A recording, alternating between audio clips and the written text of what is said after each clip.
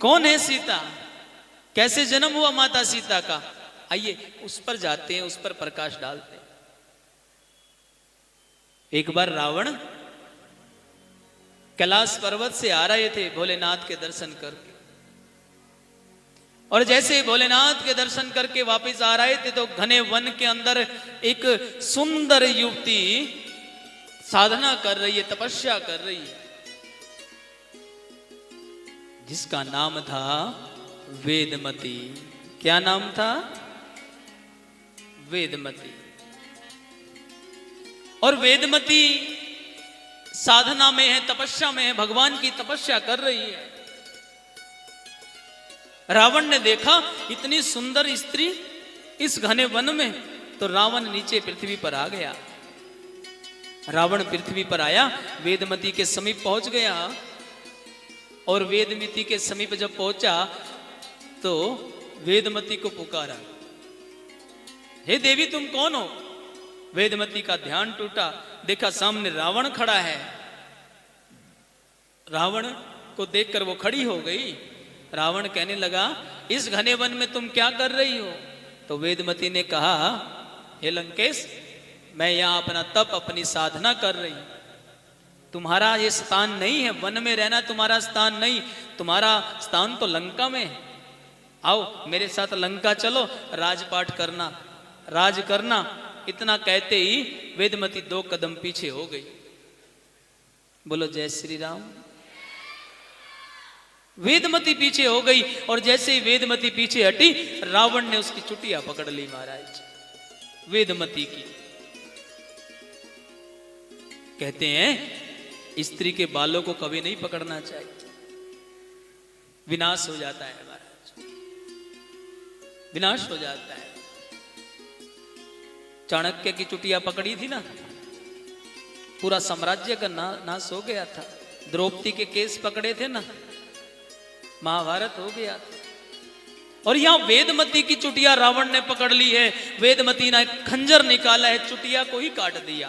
वेदमती ने चुटिया ही काट दी अपनी। हाथ में रावण के चुटिया रह गई, और रावण को श्राप दे दिया वेदमती ने, जा रावण, ये जो हाथ में तेरे मेरे केस हैं, ये तेरे विनाश का कारण बनेंगे, जा मैं तुझे श्राप देती हूं। रावण को श्राप दे दिया। रावण को जब श्राप मिला, हाथ में वो बाल रह गए महाराज। और वेदमती ने क्या किया? रावण के हाथों ना जाने से जो यज्ञ अनुष्ठान संत लोग साथ कर रहे थे, उस यज्ञ हवन कुंड में कूद गई वेदमती, अपने आप को भस्म कर लिया। श्राप देकर वो जलकर अग्नि कुंड में कूद गई। रावण उस चुटिया को लेकर लंका आया, सभी लोगों को इकट्ठा किया, ऋषि मुनियों को बुलाया गया कि इसका क्या किया जाए। संतों ने, ऋषि मुनियों ने उपाय बताया कि हे लंकेश, एक घड़ा मंगाया गया,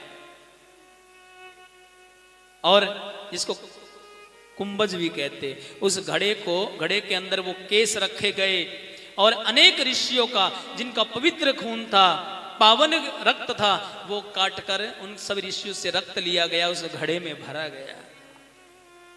उस घड़े को बंद किया गया और कहा गया, जहां जिस स्थान पर यह घड़ा रखा जाएगा, उस स्थान पर अकाल पड़ जाएगा, वो वहां बंजर भूमि हो जाएगी, कभी अन्न का दाना भी नहीं होगा। अब ऐसी भूमि कहां रहो? जो इस घड़े की शक्ति का प्रकोप सहन कर सके। पूरी पृथ्वी पर नजर मारी गई, केवल एक ही पृथ्वी थी, वो थी जनक की पृथ्वी, जनक का राज्य। जनक बड़े प्रतापी राजा हैं। राजा जनक के राज्य में उस घड़े को दबाया गया महाराज, उस घड़े को दबाया गया। और जब राजा जनक ने आने वाले समय में अपने उस राज्य की खुशहाली के लिए हल जोता है महाराज, सोने का हल बनवाया गया है, और उस हल के माध्यम से जब भूमि पर उसे लगाया है, पूजा करके, वंदन करके, जैसे ही भूमि के अंदर वो हल गया है और आगे भूमि जोतना आरंभ किया है, तो वो घड़ा उसके अंदर से उस नोक से टकराया है, जो हल की नीचे नोक होती है ना महाराज, उससे वो घड़ा टकराया है। घड़े पृथ्वी को खोदा गया, घड़े को बाहर निकाला गया और योग माया का संयोग देखिए, उसमें एक छोटी सी कन्या मिली है जिसका नाम जानकी है महाराज। और जानकी को पाया गया, हल की नोक को सेतु कहते हैं महाराज, और उसका नाम सीता रखा गया है।